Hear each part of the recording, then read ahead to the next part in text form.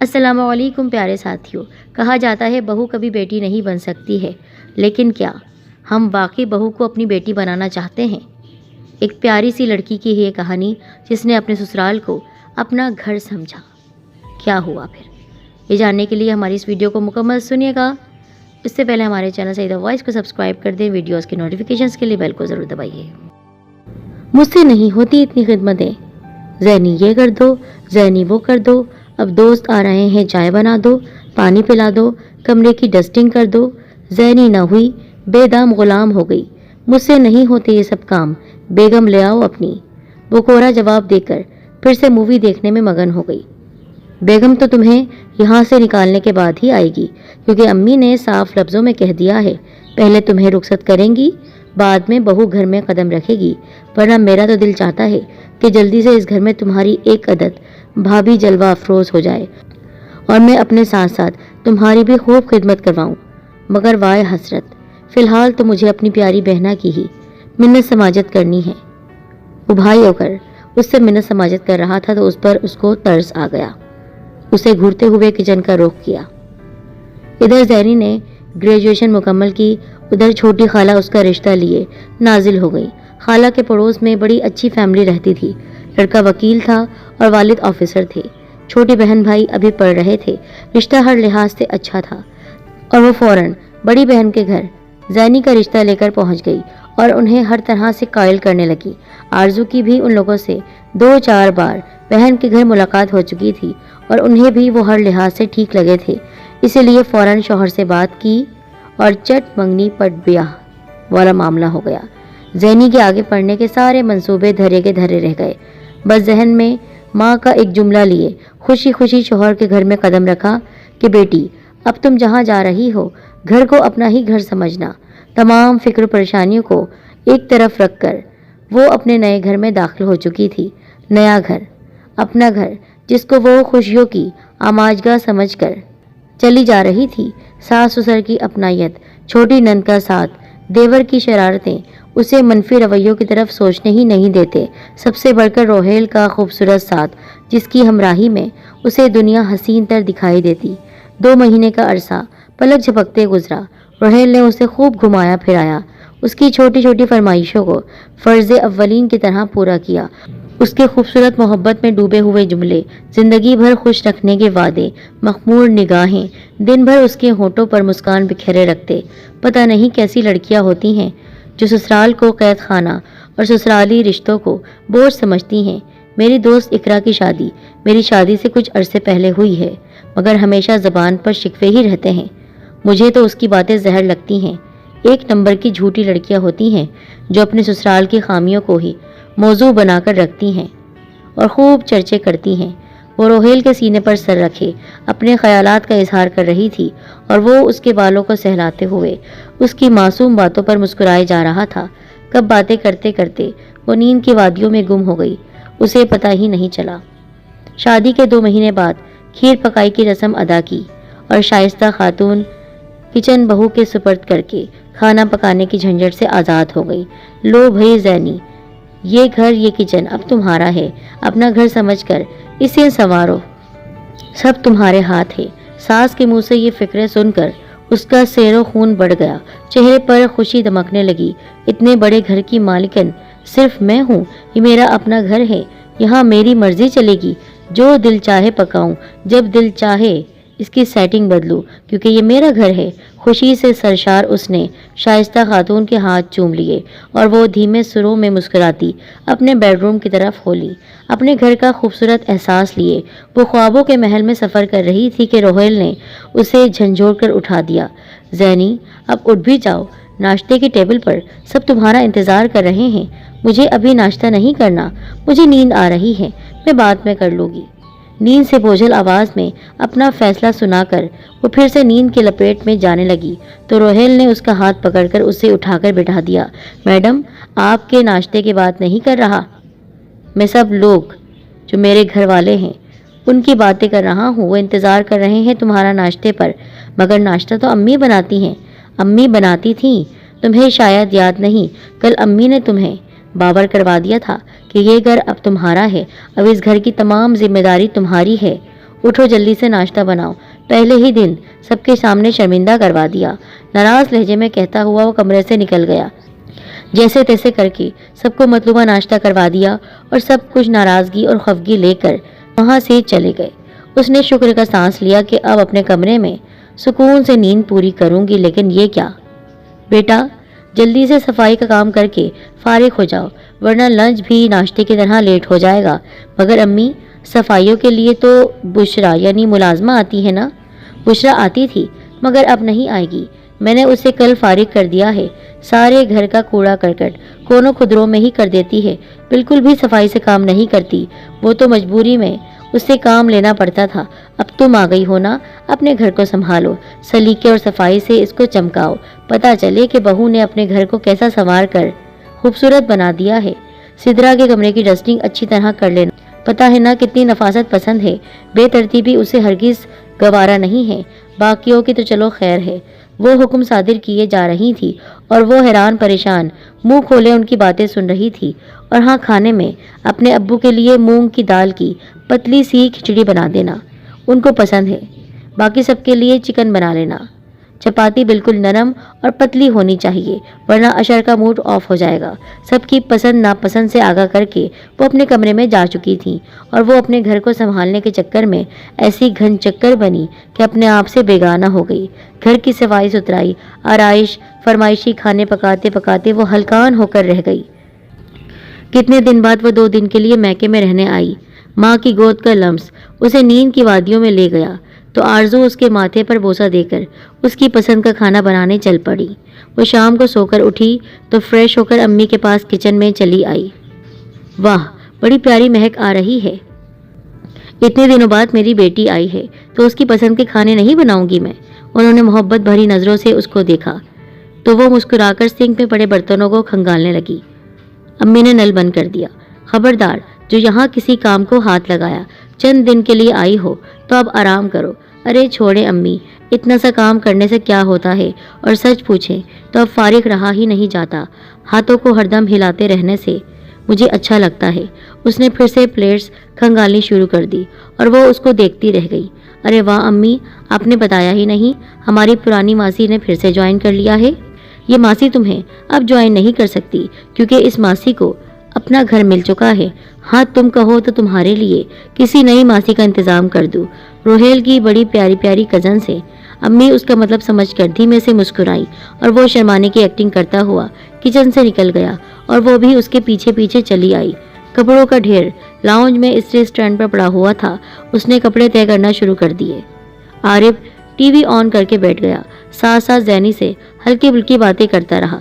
جتنی دیر میں امی کچن سے فارغ ہوئیں اتنی دیر میں وہ سارے کپڑے الماری میں ان کے ٹھکانوں پر رکھ چکی تھی، ساتھ ہی عارف کے پورے ہفتے کی پینٹس، شرٹ وغیرہ پریس کر کے ہینگ کر دیے۔ جیو میری بہنا، آج دل خوش کر دیا ہے، بغیر کہے اور بغیر رشوت لیے تم نے میرا کام کر دیا۔ وہاں سب کے کپڑے پریس کرنا میری ہی ڈیوٹی ہے، امی، ابو، اشر اور روہیل کے پورے ہفتے کے کپڑے پریس کر کے رکھ دیتی ہوں۔ سدرا البتہ اپنے کپڑے خود ہی پریس کرتی ہے۔ وہ امی کے پاس صوفے پر آ کر بیٹھ گئی۔ بہت اچھی بات ہے میری بچی، اس گھر کے مکین اب تمہارے ہیں، ان سب کا خیال رکھنا تمہاری ذمہ داری ہے۔ جی امی، مجھے اچھی طرح پتا ہے، آپ کو پتا ہے شائستہ آنٹی نے پورا گھر میرے حوالے کر رکھا ہے، کسی کام میں مداخلت نہیں کرتی، جسے چاہوں جیسے چاہے چلاؤں، جیسے چاہے سیٹنگ کروں، جو دل چاہے پکاؤں، سب میرے کھانوں کی تعریف کرتے ہیں۔ ابو کو تو میرے ہاتھ کے دال چاول بہت ہی پسند ہے۔ مجھے تم سے یہی امید تھی، اور یہ تمہاری ساس کا بڑا پن ہے کہ انہوں نے پورا گھر تمہارے سپرد کر دیا۔ ویسے تو ساسیں بہوؤں کو ایک کمرے تک محدود رکھتی ہیں۔ صحیح کہہ رہی ہیں امی، اگرچہ میں یہ سب کر کے بہت تھک جاتی ہوں، مگر اپنے گھر کا خوش کن احساس ساری تھکن پر غالب آ کر راحت بخشتا ہے۔ وہ معصومیت سچائی سے بولی جا رہی تھی اور بیٹی کا ماتھا انہوں نے چوم لیا۔ پھر 2 دن وہ میکے میں گزار کر جب گھر واپس آئی تو پورا گھر الٹا ہوا تھا، کوئی چیز ٹھکانے پر نہیں تھی۔ لو بھئی سنبھالو اپنا کچن، جب سے تم نے کچن سنبھالا ہے میں نے تو کھانا پکانا ہی چھوڑ دیا تھا، اور اب تو کھانا پکانا ہی بھول گئی ہوں۔ سب نے میرے کھانوں میں کیڑے نکالنے شروع کر دیے ہیں، حالانکہ میرے پہلے کھانے سب کو اتنے پسند آتے تھے۔ شائستہ نے اس کی کمی کو محسوس کرتے ہوئے کہا تو اتنی تعریف نے اس کے پورے جسم میں توانائی بھر دی اور وہ جی جان سے گھر کو سمیٹنے اور گھر والوں کو خوش رکھنے میں مصروف ہو گئی۔ زینی کی خالہ جو اس کے سسرال کے نزدیک رہتی تھی آج اس سے ملنے آئی۔ اس کی حالت دیکھ کر بول پڑی، زینی کیا حال کر لیا ہے میری جان اپنا؟ حلیہ تو دیکھو کتنی رف ہو رہی ہو تم۔ کیا کروں خالہ جانی، ٹائم ہی نہیں ملتا۔ لو ٹائم نکالو نا، اس طرح تو تم اپنا حشر نشر کر لو گی۔ میری بات سنو، یہ کیا پاگل پن ہے؟ پورے گھر کا بار تم نے اپنے کندھوں پر اٹھایا ہوا ہے۔ صحت دیکھو اپنی کتنی کمزور لگ رہی ہو، اپنے اوپر توجہ دینی چاہیے، تم نے بالکل چھوڑ دی ہے توجہ دینا۔ اتنے قریب رہ کر ہفتوں تم اپنی شکل نہیں دکھاتی، اگر میں بھی نہ آؤں تو تمہیں یہ بھی یاد نہ ہو کہ میری ایک خالہ پڑوس میں رہتی ہیں۔ خالہ آپ کے گلے شکوے اپنی جگہ، مگر آپ یہ بھی تو سوچیں کہ میں اپنی ذمہ داریوں سے غافل تو نہیں رہ سکتی۔ غافل رہنے کو کون کہہ رہا ہے، مگر تمہارا اپنا بھی تو تمہاری ذات پر حق ہے۔ وہ تپی ہوئی بیٹھی تھیں۔ خالہ کیا ہو گیا ہے آپ کو، کیوں اتنے غصے کر رہی ہیں؟ آپ بھی تو اپنے گھر کا سارا کام کرتی ہیں۔ شزرہ کالج سے تھکی ہوئی آتی ہے، پھر اس نے کوچنگ سینٹر بھی جانا ہوتا ہے، ٹائم ہی کہاں ملتا ہے اس بیچاری کو۔ اور آنٹی نے ساری عمر کو کام ہی کیا ہے، اب بہو آ گئی ہے تو ان کے آرام کے دن ہیں، اب میں ان سے کام کرواتی کیا اچھی لگوں گی؟ زینی خالہ سے باتیں کرتے ہوئے کپڑے بھی طے کر رہی تھی۔ اس کی بات سن کر ان کے ماتھوں کی سلوٹوں میں مزید اضافہ ہو گیا۔ یہ اچھی کہی تم نے، وہ کالج سے تھکی ہوئی آتی ہے، کالج تو تم بھی جاتی تھی، باجی نے پڑھائی کے دوران ہی تمہیں ہر کام میں ماہر کر دیا تھا۔ حالانکہ گھر کے کاموں میں تمہاری ذرا دلچسپی نہیں تھی، پھر بھی انہوں نے تمہیں سب کچھ سکھایا تاکہ اگلے گھر جا کر کسی قسم کی پریشانی کا سامنا نہ کرنا پڑے۔ اس کی ماں کو اس کی کوئی فکر نہیں ہے، وہ کوئی کم عمر بچی نہیں ہے۔ خالہ کی بات سن کر اس نے چپ سادھ لی، لگتا تھا وہ آج خوب دل کی بھڑاس نکال کر ہی دم لے گی، سو وہ بولتی رہی اور وہ چپ چاپ سنتی رہی۔ ایک کے بعد ایک بچے کی پیدائش سے وہ اور زیادہ مصروف ہو گئی، جو اپنا کبھی کبھار خیال کر لیا کرتی تھی اب اس کو فرصت ہی نہیں تھی اپنے لیے۔ شزرہ کی شادی ہوئی تو آئے روز اس کے میکے میں آمد حال سے بحال کر دیتی۔ شائستہ بیگم کا حکم ہوتا کہ میری بچی کے آنے پر کسی چیز میں کوئی کمی نہ رہے، اور وہ اس کمی کو پورا کرنے کے لیے اپنی پوری جان لگا دیتی۔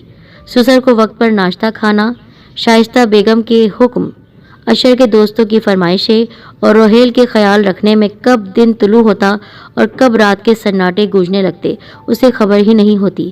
بچوں کو بھی وہ مکمل وقت دے رہی تھی، ہاں اگر نظر انداز ہو رہی تھی تو وہ اور اس کی ذات، اور اسے اپنی کوئی پرواہ نہیں تھی۔ اس کا گھر اس کے عمدہ سلیقے کا منہ بولتا ثبوت تھا۔ شزرہ کی طبیعت کچھ دنوں سے ناساز تھی، وہ میکے رہنے آئی ہوئی تھی۔ صبح سے بھابھی سے فرمائشی پروگرام شروع ہوتا تو رات تک جاری رہتا۔ زینی کی پیشانی پر بل نہیں آتا تھا، بلکہ وہ مسکراتی ہوئی نند کی خدمتوں میں لگی رہتی۔ اس کے ہاتھ مشین کی طرح چل رہے ہوتے۔ کبھی کبھی وہ اپنے آپ پر حیران ہوتی کہ شادی سے پہلے اتنی سست اور کامچور لڑکی کہ سسرال آ کر کیسی بجلی بھر گئی ہے مجھ میں، سب کام منٹوں میں کر دیتی ہے، کوئی پریشانی نہیں، کوئی نخرہ نہیں۔ یہ سب امی کی تربیت کا نتیجہ ہے، ان کی نصیحتوں اور سوچ نے میرے ذہن اور دل پر قبضہ کر رکھا ہے۔ میں کبھی اپنی ماں کی تربیت پر حرف نہیں آنے دے سکتی۔ امی نے مجھے پورے مان اور بھروسے سے اپنے گھر سے بھیجا ہے، اپنی خدمت گزاری اور سلیقہ مندی سے سب کے دل جیت لوں گی، اور واقعی مجھ سے آج سبھی خوش ہیں۔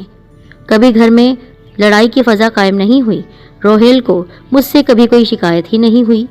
سب کو میرا کام پسند آتا ہے، کسی کو مجھ سے کوئی شکوہ کوئی گلہ نہیں۔ کتنی خوش نصیب ہوں میں کہ مجھے قدر کرنے والا سسرال ملا۔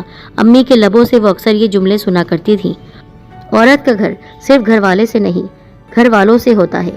مرد تو صبح کا گیا رات کو گھر میں گھستا ہے، لڑکی کو رہنا تو سسرال والوں کے ساتھ ہوتا ہے۔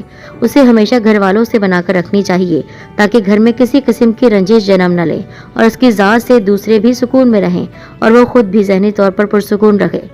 اگر لڑکی ذہنی طور پر پرسکون ہوگی تو مرد بھی ذہنی اذیت سے بچا رہے گا، زندگی خوشگوار ماحول میں گزرے گی اور اس کا اثر آئندہ نسلوں پر پڑے گا۔